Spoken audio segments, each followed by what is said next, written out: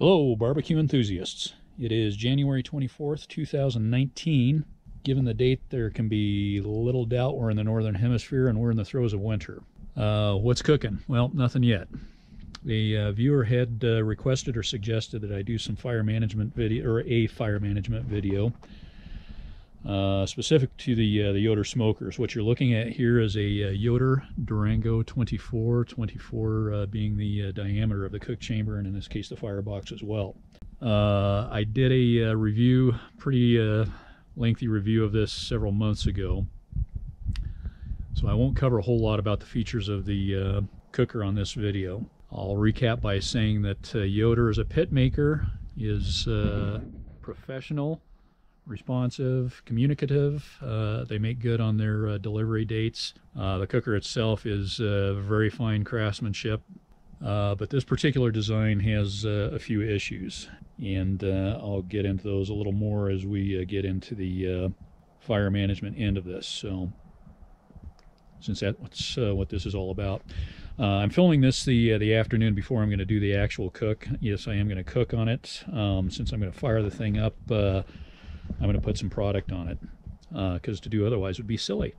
And because of the product I've elected to cook tomorrow, brisket, this thing's going to get fired up fairly early in the morning, and it's going to be dark, and I don't know how this is going to show up if I tried to film it then. So I figured I'd do the preliminary filming this afternoon, everything else tomorrow morning. So I did another fire management video recently, and I'll probably do a couple more specific to my other cookers. I've got a Horizon hanging out in the pavilion over there. I probably would not have picked this cooker for this cook. I don't use it very much anymore to begin with, and it's been a really long time since I've done any briskets on this. So it'll be kind of interesting from two standpoints, or two aspects. To see how well the fire management goes tomorrow, because I haven't been using the pit that much, and also how the briskets turn out.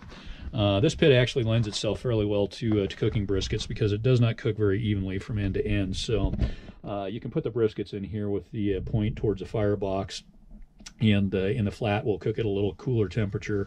Given my druthers, I'd rather have the whole thing cook at an even temperature, but that's another matter entirely. So, but anyway, a couple of briskets going on tomorrow, one for us and the other for the wife to take to church on Sundays. So top shelf is removed in this in preparation for those briskets. Anyway, back to the fire management end of it. What I have here is just a pile of lump charcoal.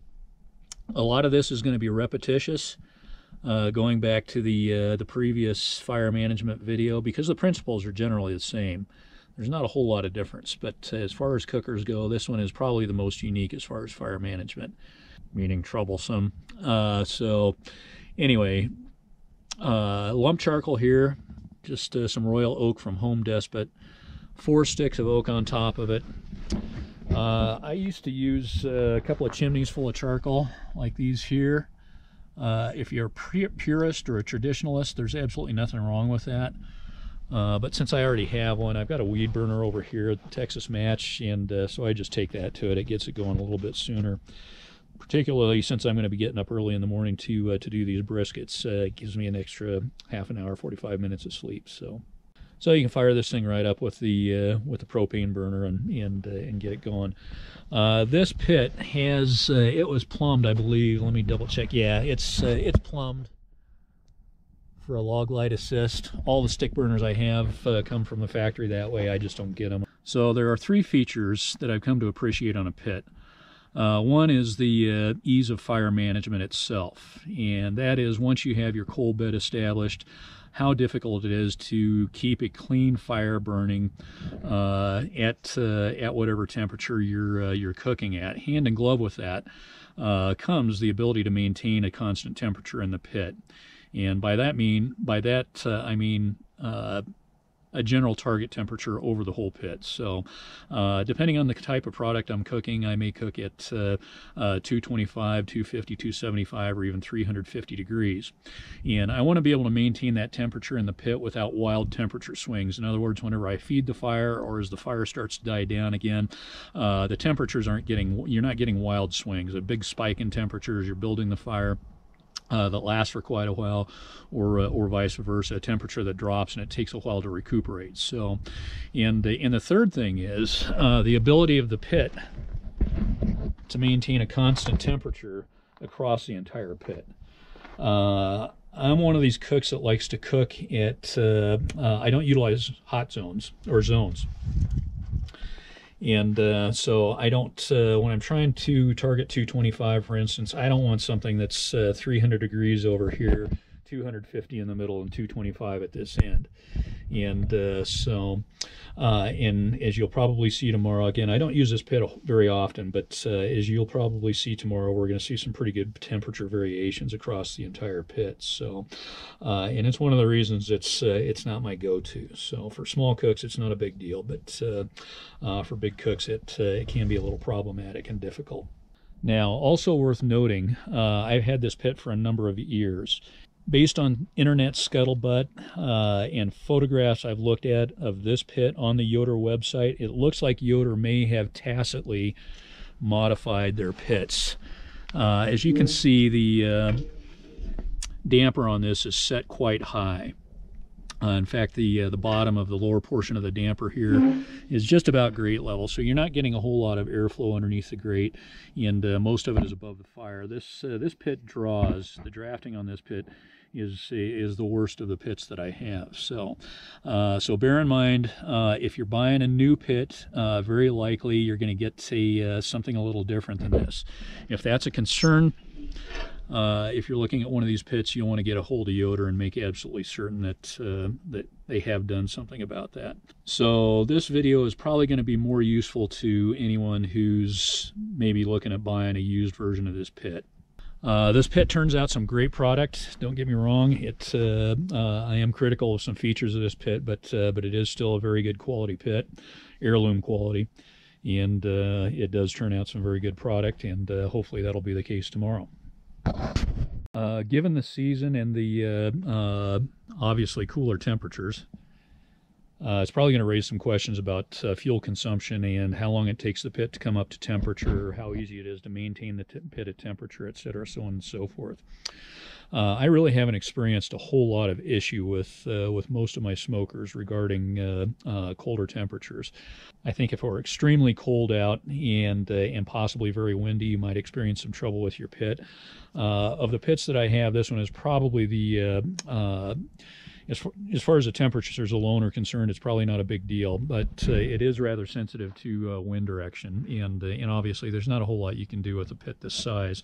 You're not just going to jockey it around under most circumstances. You could, but generally most people aren't going to have the room to jockey it around to a position where you're going to get things blowing the right direction. So if there were any issue with this pit, that would probably be it as far as weather concerns are concerned. But the cold temperatures aren't going to affect things too much, I don't think. Tonight's lows are supposed to be, I think, in the low teens, upper single digits, somewhere in that range. And as I'm sure you'll see tomorrow, it's not going to be an issue. So again, I'll try to confine this to fire management alone. I realize I tend to be a little garrulous. That's loquacious for those of you in Rio Linda. But I'll try to keep this succinct and not go into the any more review items on the cooker. If you are interested in seeing that review, I'll put a link to the playlist that contains that review in the description below. Other than that, I'll see you at dark 30. Sleep tight, don't let the bed bugs bite.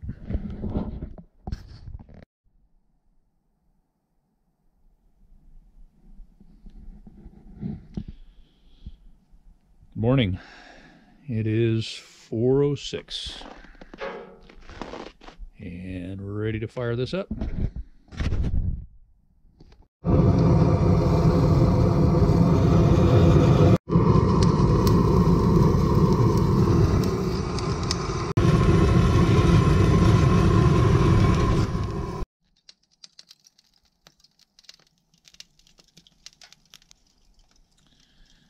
Okay, so it's about 4:14 now. Gave that a good long blast with the weed burner. And we're just going to let that do its thing. going to close that up to right about there, and the damper is wide open, and this is going to gradually come up to temperature. Temperature this morning is 9 degrees. That's Fahrenheit. For all of you on the metric system, you'll have to do your own conversion. For the converse, for all of you troglodytes like me who are still using Fahrenheit, if you need to convert to centigrade like the rest of the planet's using, just take the temperature in Celsius, double it, subtract 10%, and add 32, and you've got your temperature. So the rest of you guys will have to extrapolate. I'll run inside and salt and pepper a couple of briskets. Okay, 4:43 in the morning. Pit's starting to come up to temperature. Got a little ways to go, it looks like.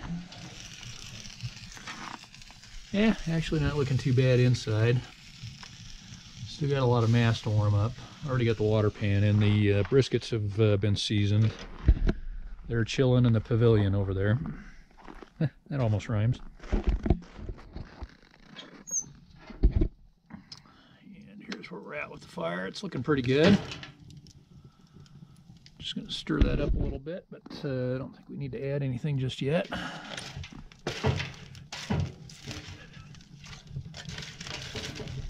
Now you'll notice I've got a round in here. I normally avoid rounds altogether on this particular pit. This one's a small one because of the large bed of charcoal and the hot fire produced just to bring the pit up to temperature. I didn't have any compunction about using it, but yeah, later in the cook I'm probably going to stick to splits because this pit just doesn't get them going very well. Okay, we'll give this a few more minutes and get some briskets on. Also worth noting or mentioning at this point, because we are getting some pretty good temperatures inside the pit and we've got a clean fire going now, I'm going to go ahead and close this down a little bit.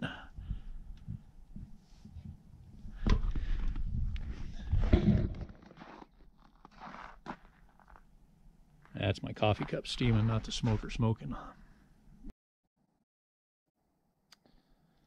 Okay, so it's 4:57, 4:58.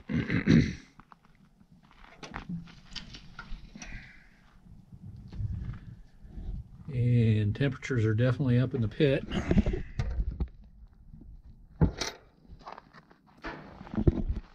how our fire looks here.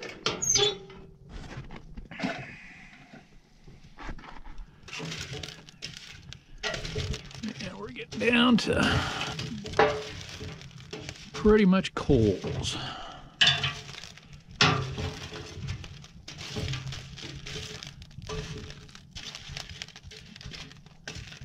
Now I might be tempted to let that burn down just a little bit more, but considering it's this pit, I think I'm going to go ahead and throw a couple of splits on right now. This smoker is the one I have that you absolutely positively do not want to let your coal bed get too low on. I have a couple of pits that draw well enough that you could let it get down to a couple of cinders and you'd be able to build a fire back up again right away. If this one gets too low, you're sunk. You're pretty much back to square one. You've got to add some charcoal, get that ignited somehow, and build your fire back up. Obviously, if you let that happen, your temperature in this pit is going to fall dramatically, and it's going to take it a long time to get back up to temperature. And inevitably, at least what I tend to do when something like that happens, is I overbuild the fire, trying to get the fire built back up and the coal bed established, and then your pit's too hot, so you end up with some real high temperature swings. So, but we're starting to get into the fun part as far as managing this pit. So, as I say, I'm going to throw a couple of splits on here real quick and get those burning clean. Let this coal bed burn down just a little bit more. I want to get the temps down in the pit just a little bit before I add the briskets.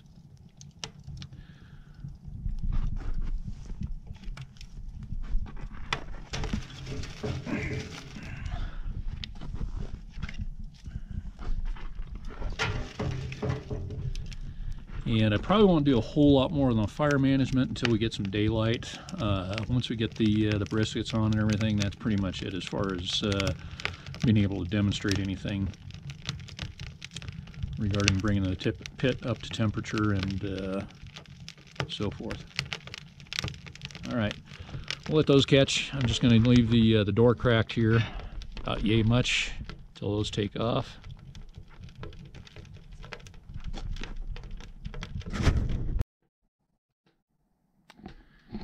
Okay, fire's burning pretty clean. This is the same 2 splits I just added a minute ago. They're pretty well consumed at this point, so let me go ahead and close this down.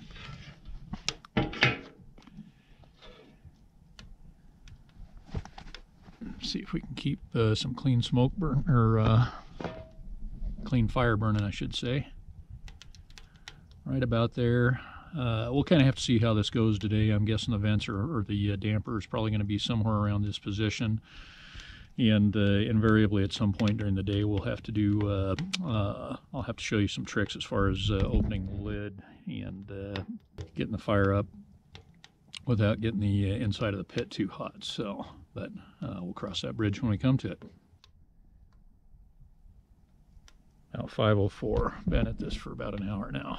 And as I say, I want to let those temperatures come down inside the pit just a little bit before I put the briskets on. So I'll let this burn down just a little bit and we'll get those on.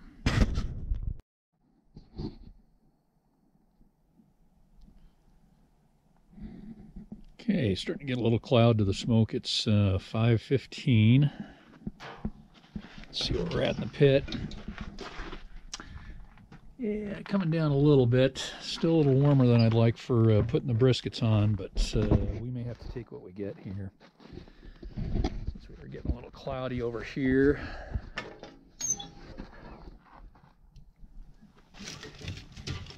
Go ahead and give these a flip.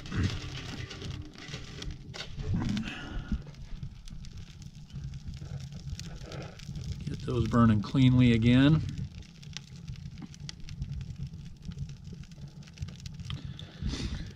I think what I'm going to do now, just to make sure we keep a clean fire burning here and to keep the temperatures down in the cook chamber, I'm going to go ahead and crack the lid here. And this is going to be tough to coordinate with the camera in hand, so I'm just going to set it down while I do this.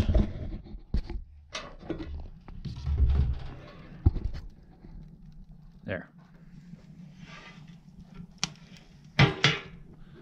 So that'll keep the fire burning cleanly, and we can spill a little heat, keep the temperature down in the cook chamber.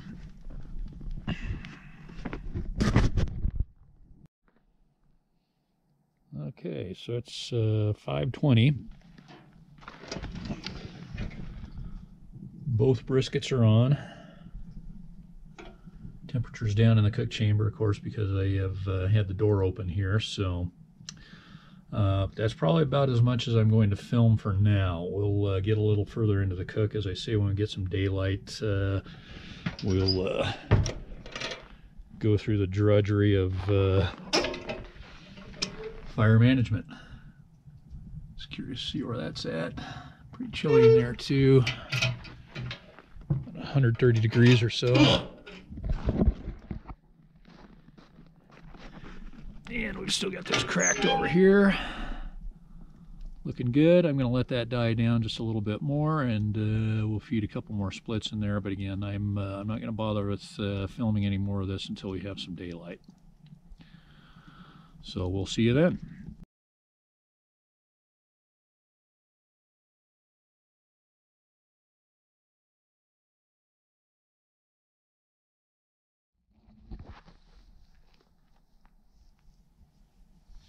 Quite the fashion statement, don't you think? Pretty cute. Say, hey, Michi. Hey, Michi.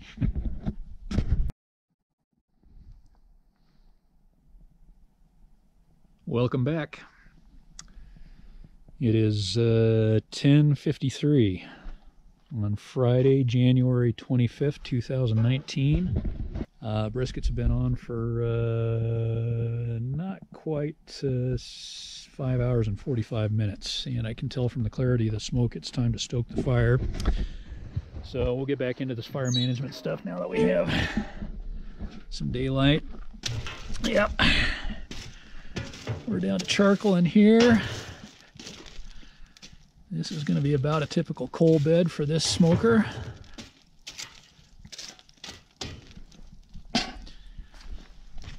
And it's kind of a small stick. And grab a little larger one over here.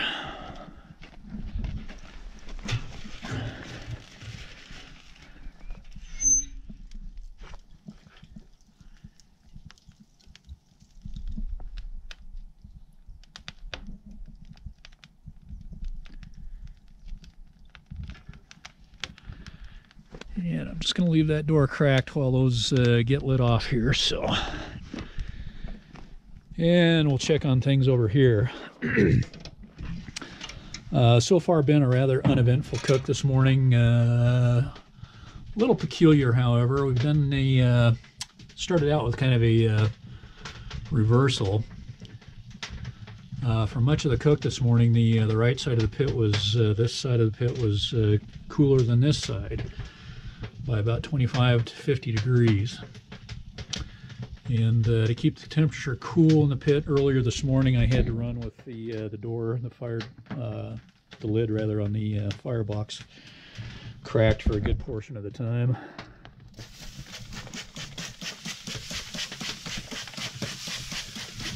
Just to for some context, this isn't a brisket how-do, but for some context on this particular cook, I actually hadn't planned on doing this. I made kind of a last-minute decision to do this yesterday, so I picked up a couple of briskets at Wally World. Not much of a selection. I just grabbed the two best-looking ones that were roughly the same size.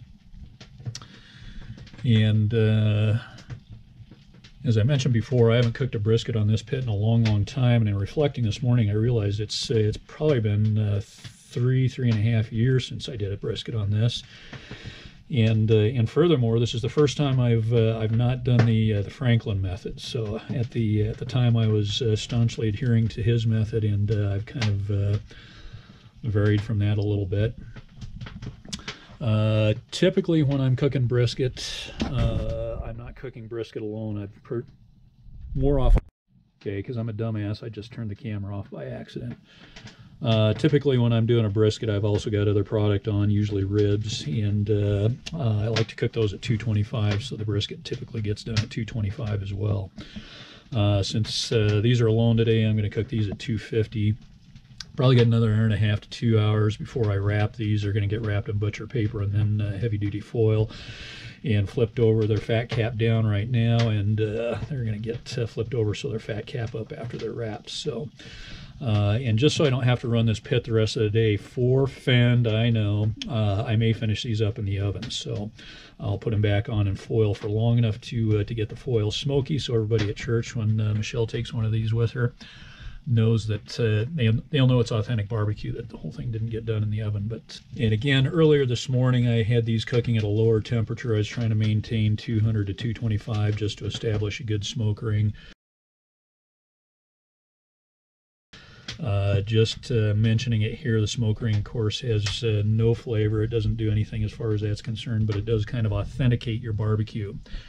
Everybody seems to appreciate that real deep magenta ring, so that is what I was going for there. When I feed the fires, typically when I spritz, since I've had it open for so long here, I'll give it one more. This is just an even mixture of apple juice and bourbon.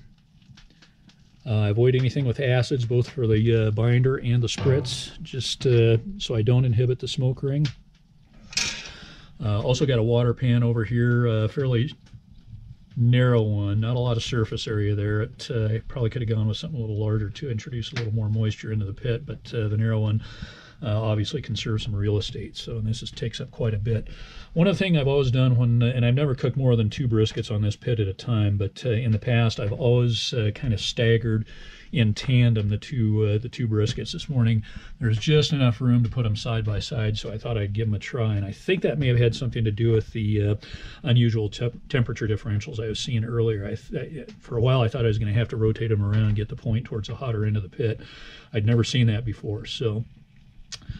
But we're back to what this pit normally does, and that's hotter on the firebox side of the pit. So,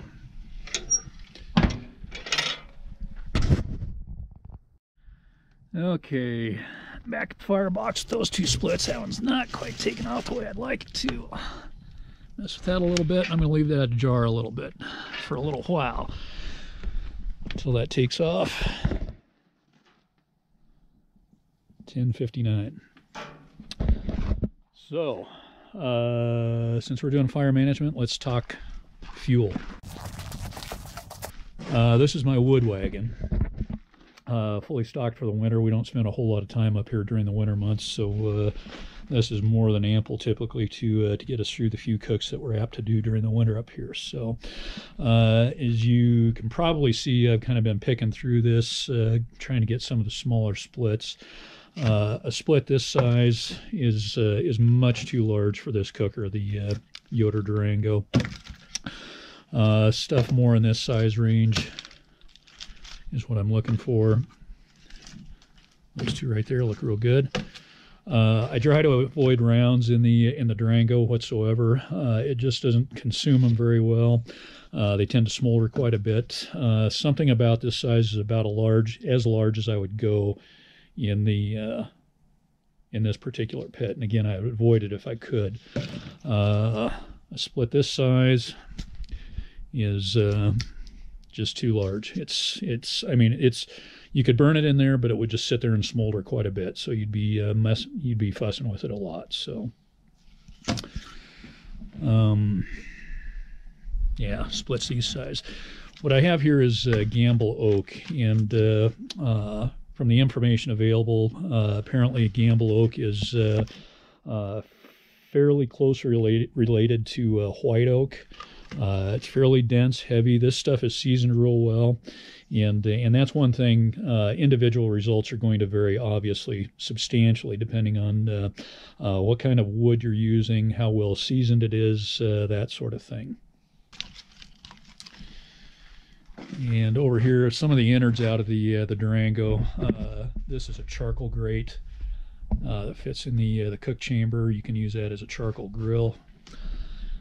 So you can use it as a charcoal grill, I guess I should say. That's a charcoal basket. I've only used it once. It didn't work very well, but I may have mismanaged that. And then the other shelf, the upper shelf from the cook chamber. And this beast is currently in a torpor.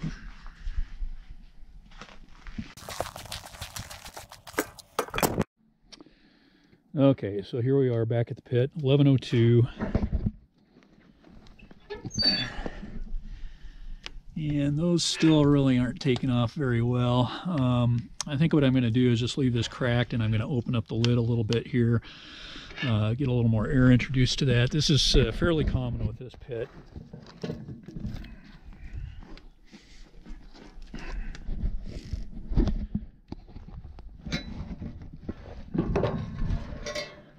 There with the wood and a glove and everything else. Just so I can introduce a little bit more air to this without heating up the cook chamber too much. Get those burning cleanly. They're not doing too bad right now, but I'd like to see them ignite just a little more thoroughly.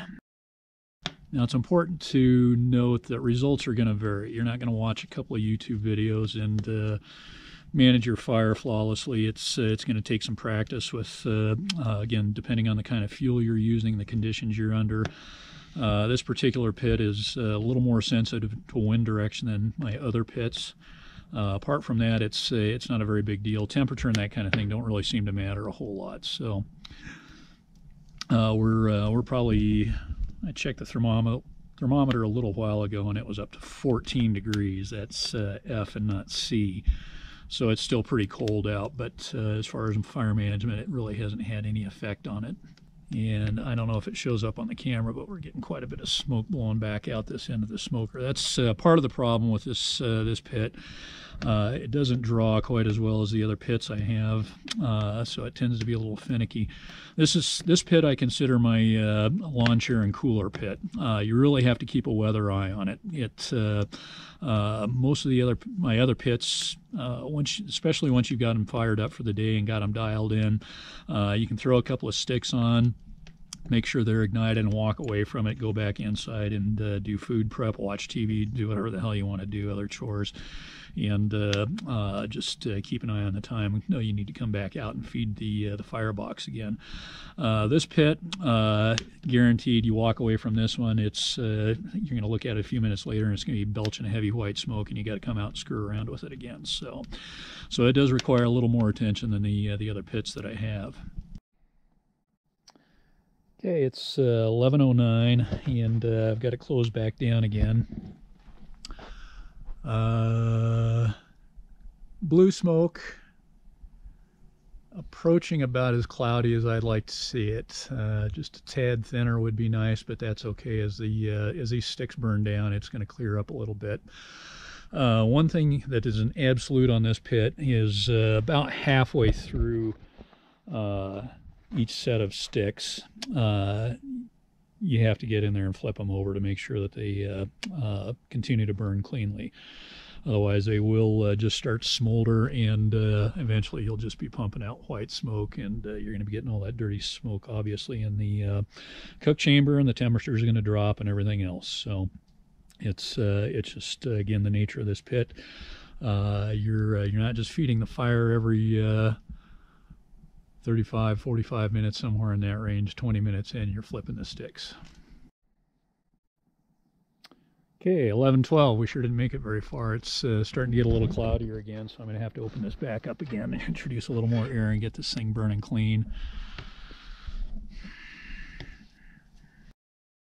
So far this morning, I haven't had to mess with a damper. I pretty much set it and forget it.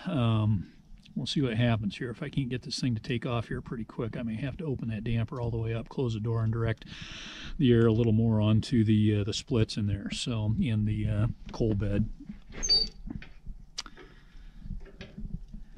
And I'm not sure, but it may not be worth flipping these things right now.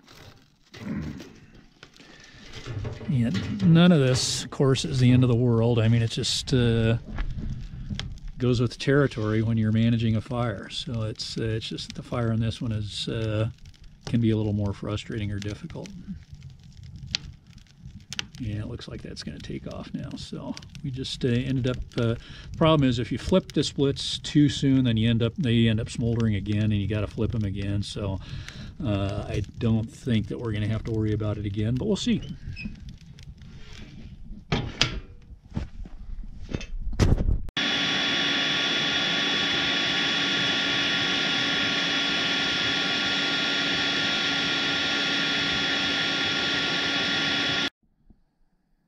Okay, so it's 11:32, and smoke's getting a little cloudy when it should be clearing up. So, know we got something to do inside here. Yeah, things smoldering a little bit. That's the larger of the two splits that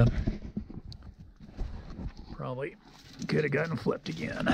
This one's down to coals, so I think we'll just go ahead and build our fire again. Now, I could do some mismanagement of this fire today to demonstrate how to recover, but because this pit is tough enough to manage as it is, I think we're going to get a good enough demonstration without any mismanagement. So you'll notice this split is pretty long. Fortunately, this firebox is pretty long, so you can handle it. On the other hand, that split is probably on the large side.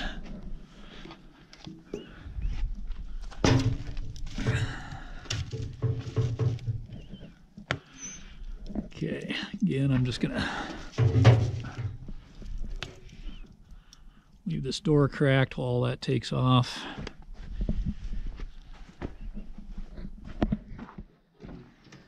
Open this up, see where we're at.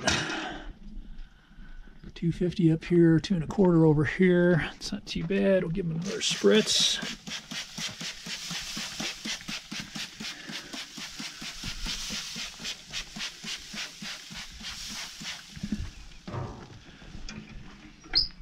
And just out of curiosity, yeah, 150 degrees in there. Not much good for anything other than a warmer, at least at these temperatures.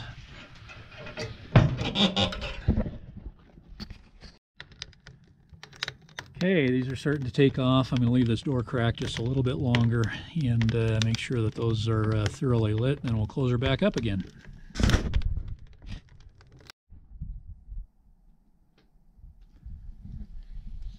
So 11:37.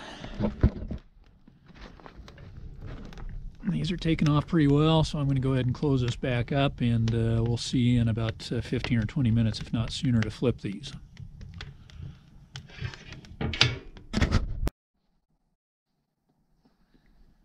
Okay, so it's 11:51, and things are starting to get a little cloudy again, so it's time to flip the splits.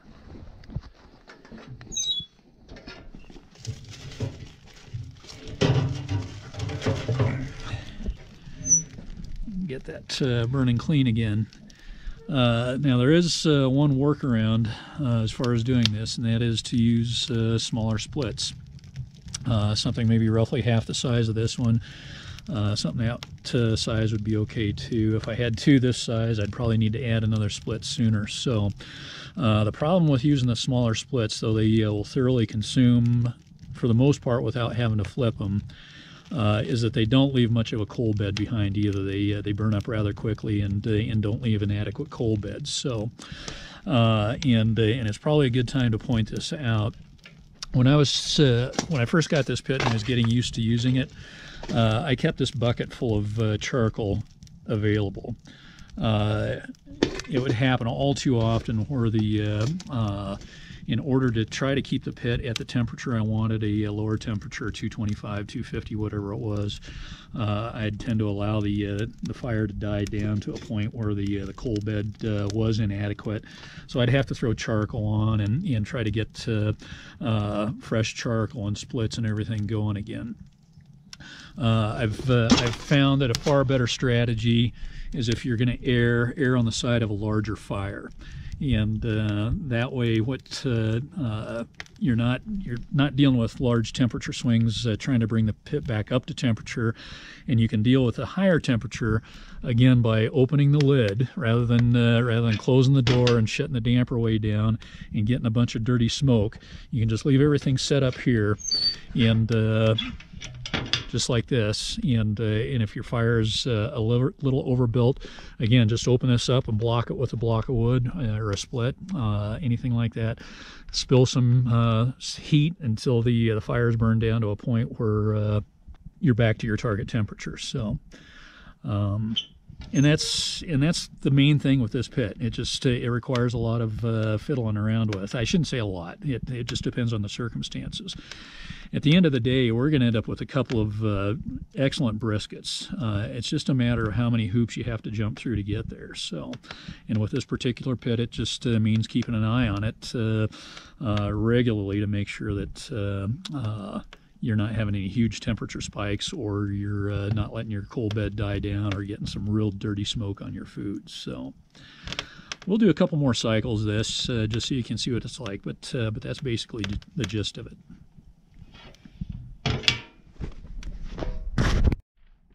And the smoke's cleaned up again.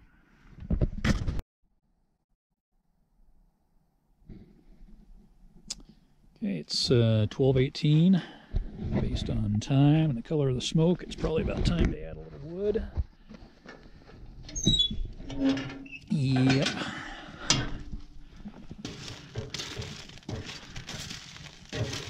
Yeah, it's still pretty solid, actually. Nonetheless, now you notice I'm kind of raking these coals up towards the front of the smoker. That is closer to the damper. That's just so I get some good airflow back across the fresh split. So we're pushing the heat back rather than trying to burn from the back to the front, which is a recipe for some smoky smoke.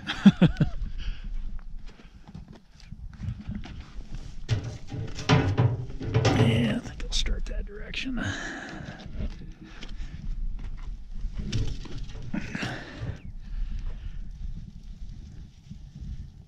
Okay, I'll let those take off with a cracked door here.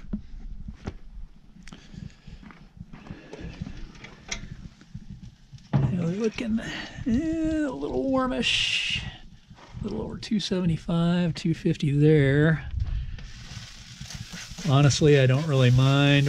These are going to get wrapped here before too long, and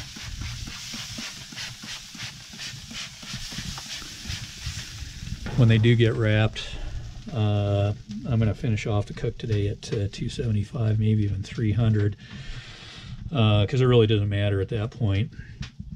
And I can tell this is already going to be a long cook. It's going to take every bit of 12 hours, even wrapped, to finish these off. So starting to get some pretty good color, but we would like them to get a little darker.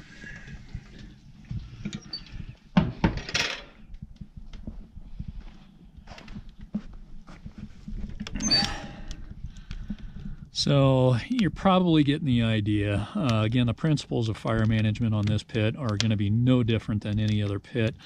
Every pit's going to have its peculiarities, foibles, that sort of thing. And again, it depends a lot on the kind of wood you're using, how well seasoned it is, etc., so on and so forth. Any number of factors are going to come into play. And I have to reiterate that this pit has probably seen some redesign from Yoder. So this is an older damper configuration. I'm all but certain that they've changed that somewhat. So again, if you have any questions about that, Yoder are the guys that can answer your questions regarding that. But if you're ending up with one of these pits with the older damper arrangement, and actually I've heard that they offer some sort of a modification for that. I might be interested in that if I use this pit more often. So, but obviously I've gotten used to operating this pit as is. Things have actually gone fairly smoothly today, even though I haven't used this pit much for the last couple of years. So, but the main thing is, don't panic. No matter what happens, it's not the end of the world. Worst case scenario, you're going to eat a little crow while all your guests are having barbecue. And if you were to ask me my favorite kind of beer, I'd respond with free. And that's exactly the kind of barbecue that your guests are getting, is free barbecue, so they've got nothing to complain about. I guess the major takeaways here, apart from or specific to this pit anyway, is if I were going to do anything, I'd err on the side of overbuilding the fire a little bit. And once again, very simple to just go ahead and crack this door, and you can open the lid entirely if you have to. If you've overbuilt your fire, you can open the lid completely.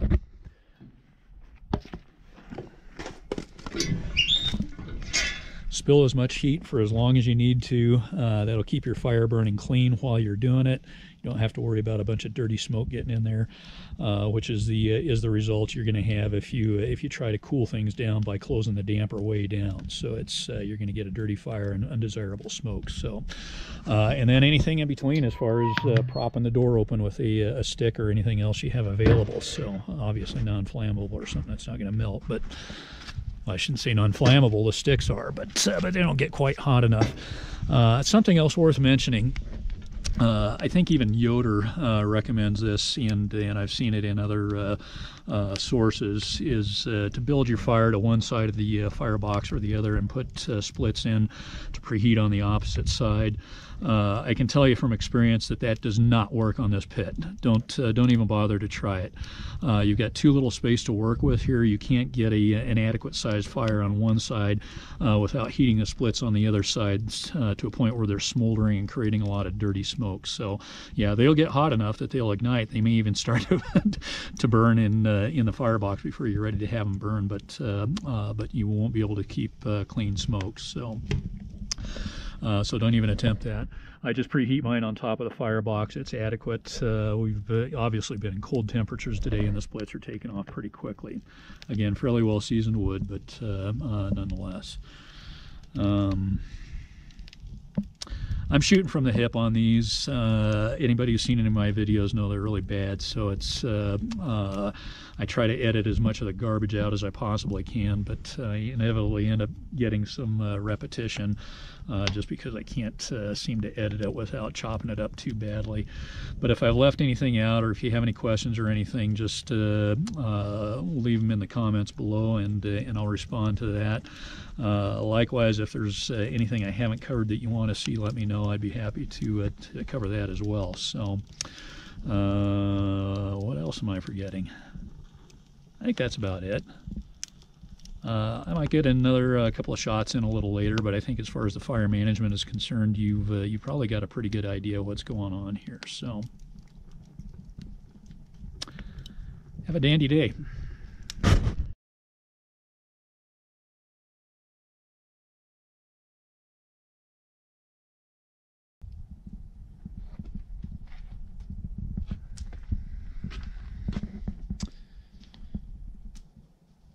.138. Brisket's been on for over 8 hours. You're looking pretty good. Time to wrap. And head to prop that open again to keep the temperatures down.